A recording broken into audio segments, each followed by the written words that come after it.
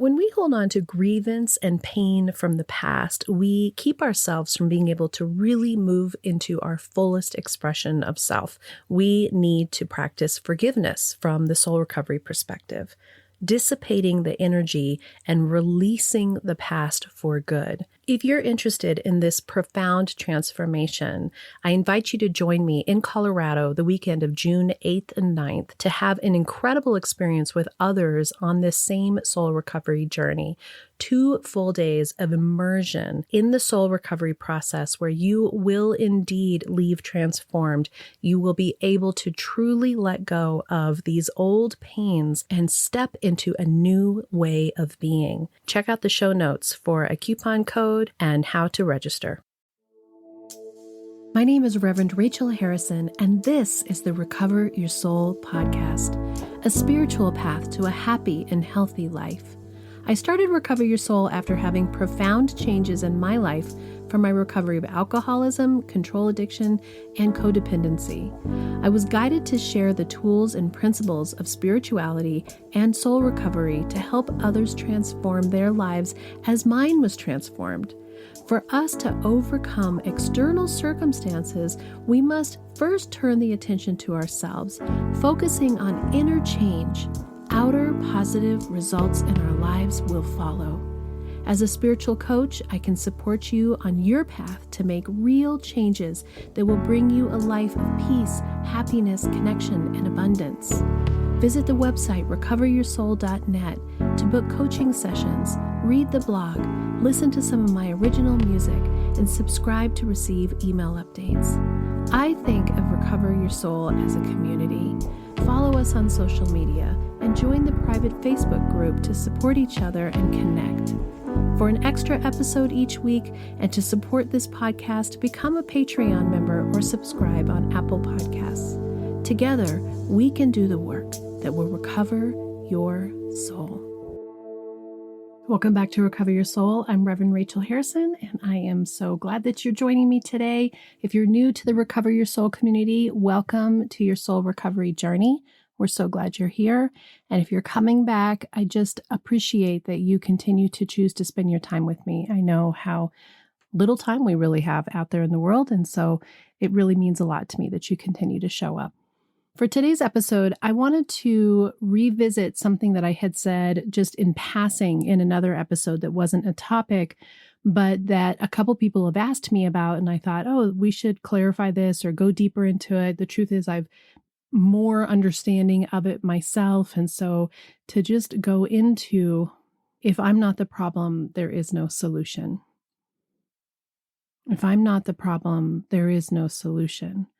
And I can't remember which episode it was that I brought that up into, but it was probably in season 2, maybe early season 3. And I know that when this was first brought to me in my soul recovery journey, I was a little bit like, excuse me, what are you saying? I am clearly not the problem and somebody else needs to be the solution. So if there's any part of you that is thinking the same, I totally get it. I totally get it. I totally get it. That's exactly where I was at too. And it's a shift in thinking. It's a complete change in perception of how we look at things. And as you know, soul recovery is all about how we look at it, that we all have our own perceptions, our own belief systems, our own past. And so we look at it different ways. When I say, if I'm not the problem, there is no solution, let me just clarify that a little bit, which is if I can't see that I have a part in this being a problem, then I can't be part of the solution. That's a more clear way of saying it. If I can't perceive that there is some way that I'm showing up, some way that I'm interacting, some way that I'm choosing to see it, then I can't take the control of the only place that I have in anything, which is for myself, and make a decision to do something about how I see it, how I perceive it, how I'm going to interact with it, what my response is going to be. So that's more clarity on what that means. So let's look at this from life perspective. When I was with my husband, and I know I keep going back to my relationship with my husband, but I know a lot of you that have contacted me, this resonates with you, that you are also in or have been in relationships, either a romantic relationship or a friendship relationship or work relationship. Man, we're all in relationship all the time. Anyway, with people who we're bumping up against. And so when I was going to the therapist with my husband, and when I was in the house, and I just kept feeling like we were in this problem. We weren't happy. We weren't communicating well. Our kids were struggling. It just didn't feel light and easy and cheerful and fun in my house. That's what I wanted. I wanted a house that was light and cheerful and fun. And that's not how it felt most of the time. It did some of the time. It wasn't horrible and awful all the time, but there was this underlying feeling like the wheels were going to fall off the bus, or if there was just one thing that went wrong, everything was going to collapse. So even when we were in moments of it being better, more joyful, happier, there was always this like caution that something big was going to happen, that we were going to get in a fight, or that Rich would be upset, or I would be upset, or that the kids would be upset. You know, it's interesting. I want to clarify, Rich was not a volatile person. I'm so grateful that there was not violence in our house, that it's not like there was always yelling and screaming. It was this, oh man, it was like this other thing that had cutting remarks, or disappointments, or you could just feel the energy of frustration. It was this low grade disappointment, wishing it was different on all sides. So I would just want to clarify that from our perspective, from our house, it was not, it wasn't physically dangerous, but I think none of us trusted each other ultimately. And so there was always this underlying of like, we wanted it to be better. We wanted there to be a fix in what was going on, but there just wasn't emotional connection. And so then everybody used whatever they had to check out. Rich and I used alcohol. One kid used video games. The other one used socialization and not being around. And then as soon as they could pick up weed and find a way to escape, they totally did that. So we were all in our dysfunction, all four of us. Coming back to that in terms of the problem, when I was in my place of non-soul recovery, of in addiction, in codependence, in control issues, what I felt like was that I could see that there were problems and that I couldn't see my part in it. I couldn't recognize that even though there was stuff that was happening to me that I didn't feel like had to do with me, I couldn't see the truth that every interaction we have, every emotion that we have, every response that we have, every rolled eye, every sigh, every internal feeling of being pissed off or disappointed interacts and responds to what is happening outside of us. So that even if the problem between, let's say, Rich and Alex was this battle that they had, what really came from a desire for my husband that wanted his son to be more happy, to have more success in school, to try harder, to do more, right? So it wasn't coming from a place of not loving him. It was coming from this deep place of loving him and watching him struggle. And so in the struggle was always this part of like he just wasn't enough, is what Alex felt like. Like he just couldn't do enough. And so once you start to feel like you can't do enough, you quit trying.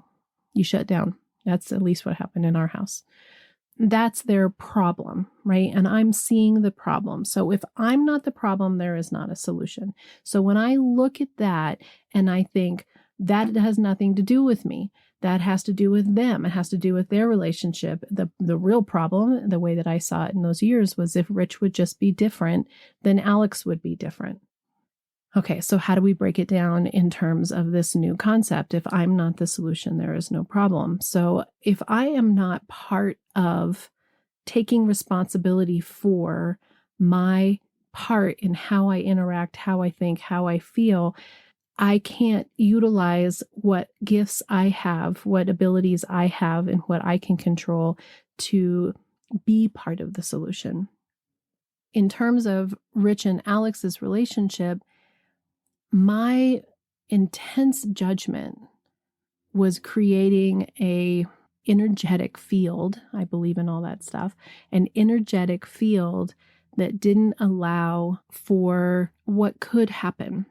It didn't allow for this shift, this kind of, sometimes it was intense energy, to allow them to work it out for themselves. I got in the middle and I constantly was trying to referee, trying to fix, trying to manipulate, trying to make it be some way that I thought would look better. So in that sense, I'm affecting the problem. I am putting myself in the mix and affecting the problem. And in that, I'm taking away my husband's ability to feel like he has dominion and the control over his own relationship, good or bad, right? So whatever his relationship with his son is, every time I'm trying to stick my finger in there and make it be something that I think it should be, I'm actually not allowing it to grow, to change, to shift, to have healing. I'm playing God. I think I know better.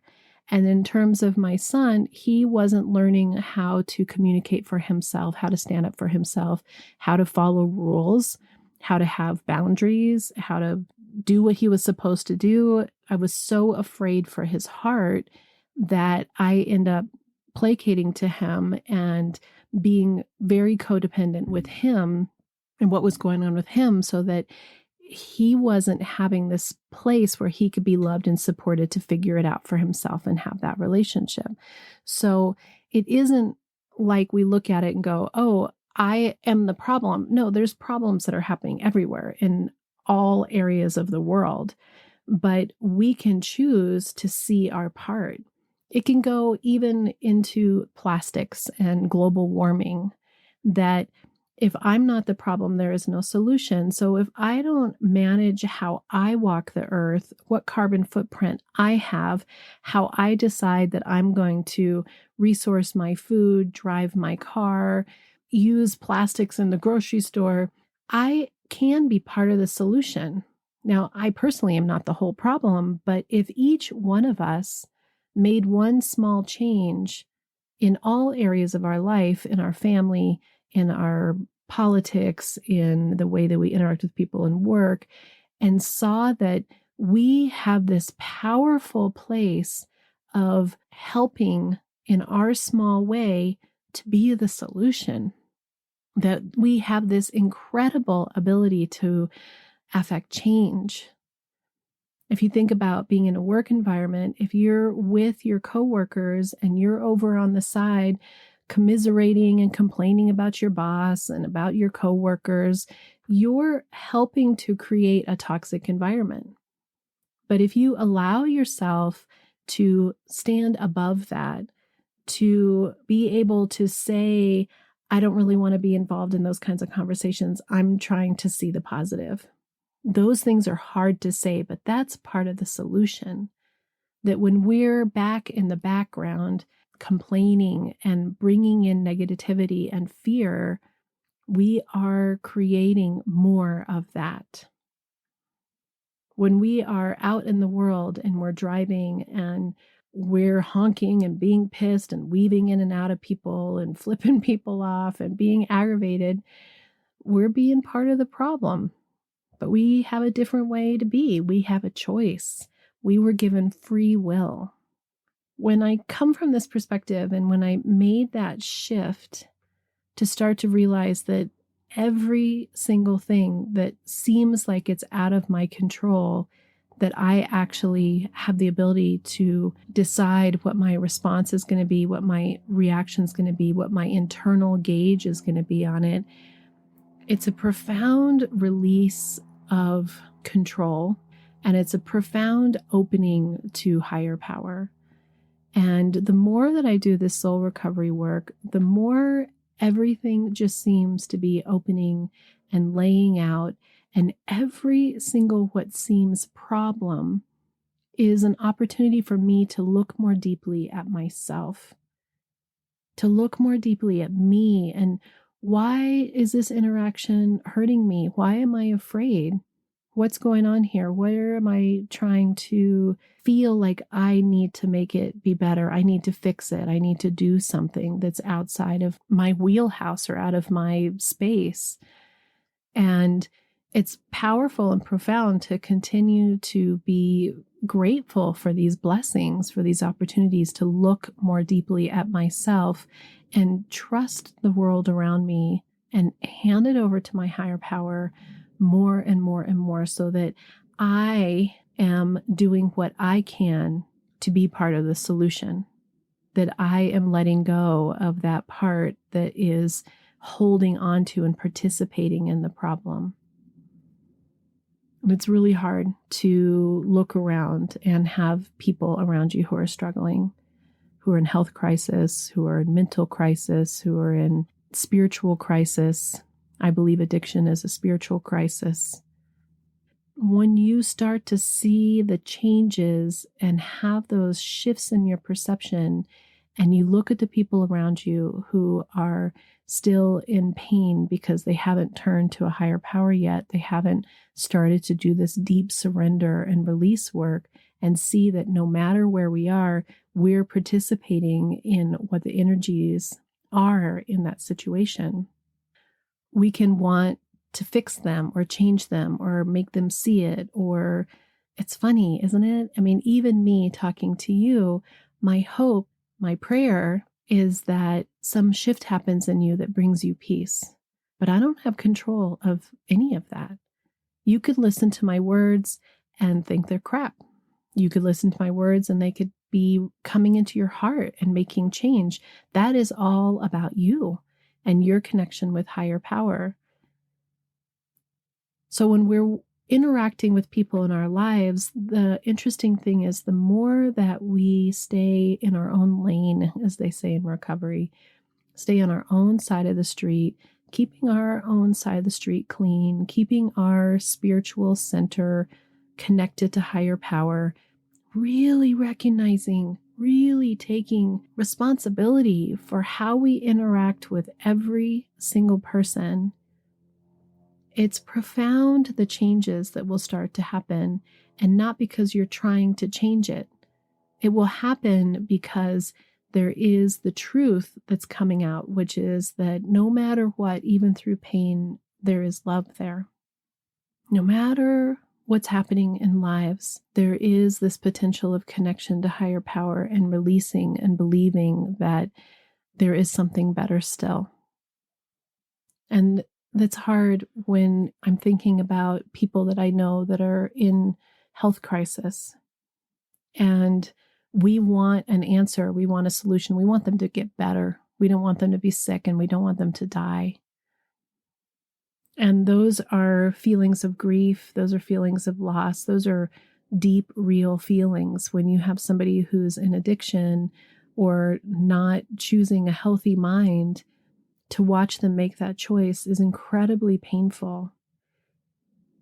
And we need to allow ourselves to have those feelings, to walk through that journey and know how it touches our heart, but to not have it bring us into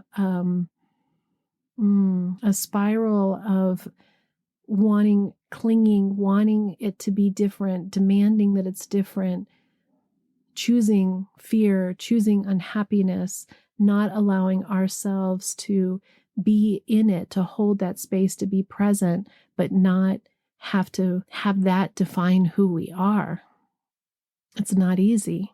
I think that we're all here connected together, having this experience together because it's important to learn relationship. But ultimately, the main relationship in our lives is the one with ourselves, the love for ourselves, the connection with ourselves, to feel comfortable in our own skin, to connect with higher power and see who we are with all of our light and all of our shadow, and accept and love ourselves no matter what.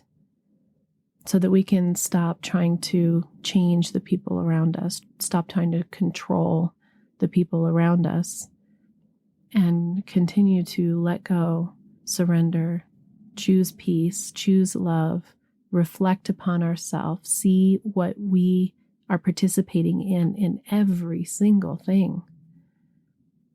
I recently had a little fender bender, and it was interesting. I just come out of a really nice lunch with one of my sober sisters that I hadn't seen in a long time. We had this beautiful lunch, and I get in my car and I have a backup camera, and I look around and I don't see anybody. I start to back up and it beep, beep, beep, beeps. And so I look, and sure indeed, there was a car coming quickly from the side. So I saved myself in that one. So I was pulled back into my space, and I was being very alert, very alert.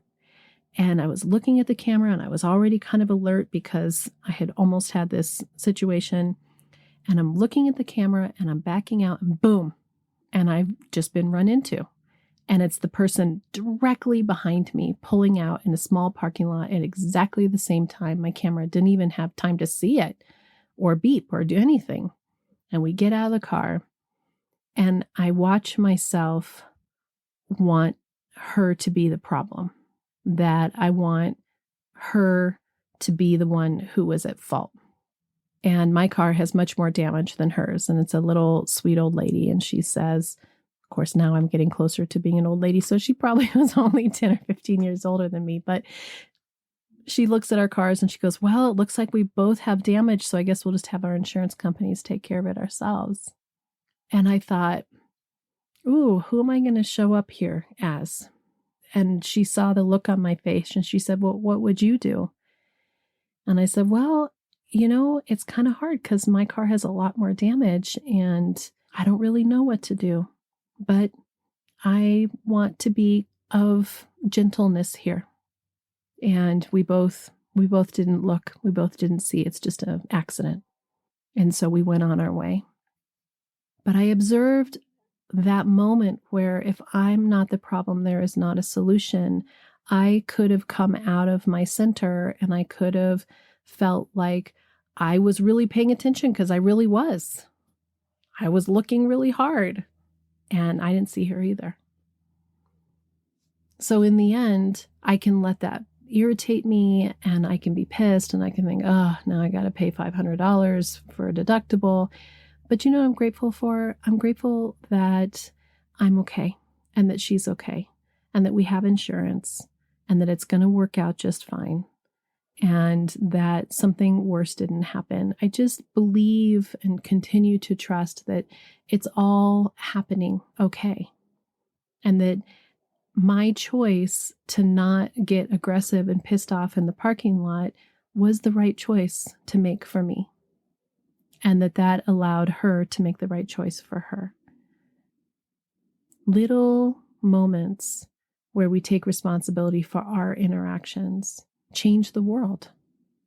The next time you're in a situation and you find that you're irritated, you feel like there's a problem, my request is just to look at yourself, to turn the attention to yourself. Wonder, did I participate in this on some level that may have affected this other person to have them feel defensive? Is there a way that I can show up in this that will better the situation?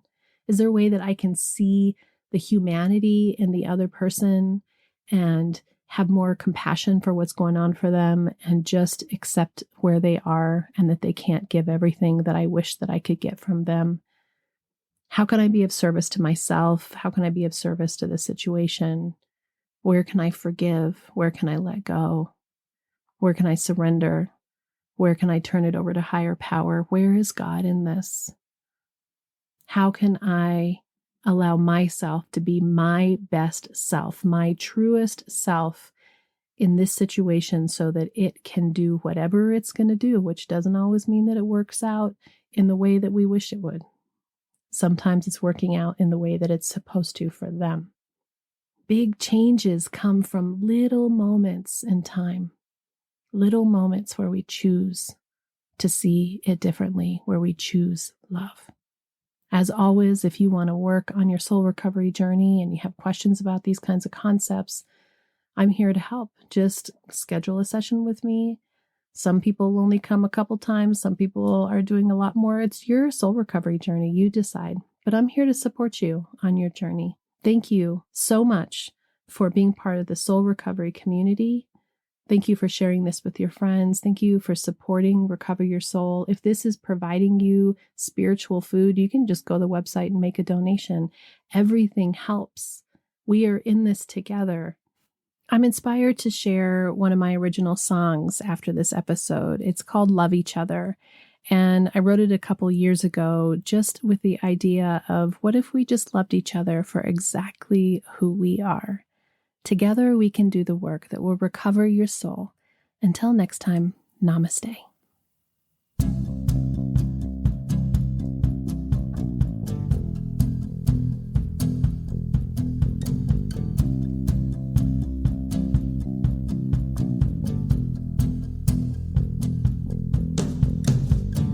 Lately I've been thinking, it keeps me up at night. How many times I tell you how to do things right? It can be too easy to think we know the better way. Did I stop and listen to what you had to say? What if we loved each other just for who we are? Then try to change each other, love you as you are. I find it hard to watch you when your life falls apart. Just wanna fix it, mend your broken heart. I know it's through the dark times that you will find your light. So much time wasted proving who was right. What if we loved each other just for who we are? Then try to change each other, love you as you are.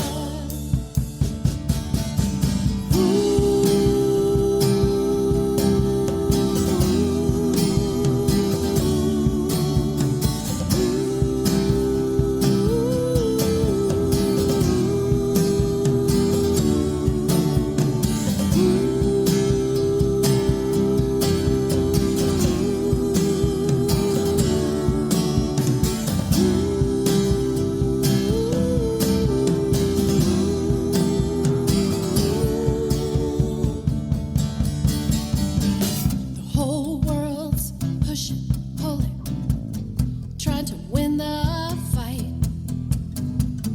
What if we just let go of who's wrong or right?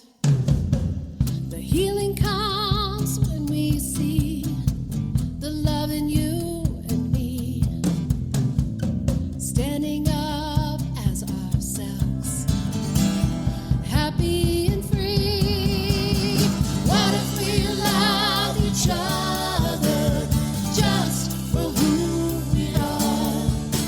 Then try to change each other, love you as you are. What if we loved each other just for who we are? Then try to change each other, love you as you are. I love you as you are. I love you as you are. I love you as you are.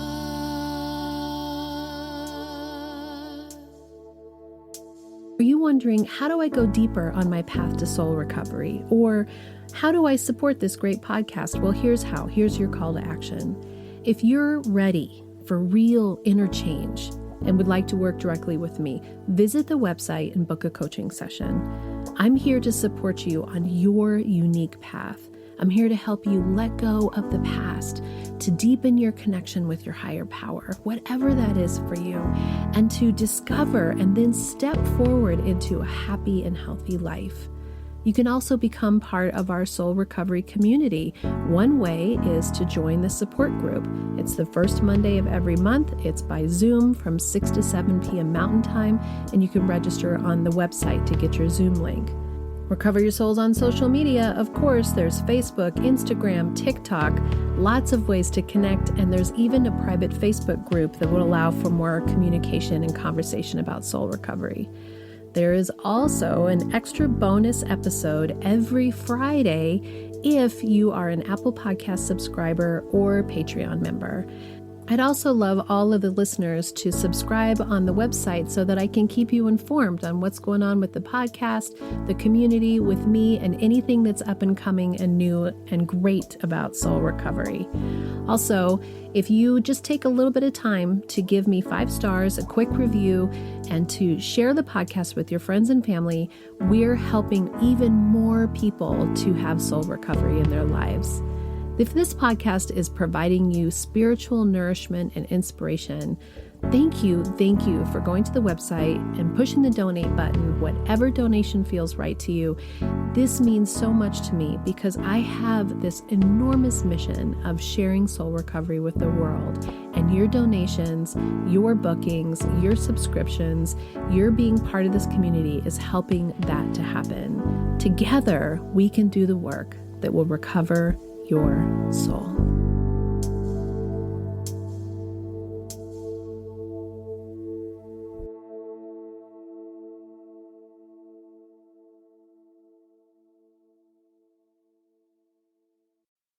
The Recover Your Soul podcast and its content is for educational purposes only and is not allied or representative of any organizations or religions. It's based on the opinions and experience of Reverend Rachel Harrison. Recover Your Soul claims no responsibility to any persons or entity for any liability, loss, damage, or cause alleged to be caused directly or indirectly as a result of its use. Applications or interpretations of the information represented herein. Take what you need and leave the rest.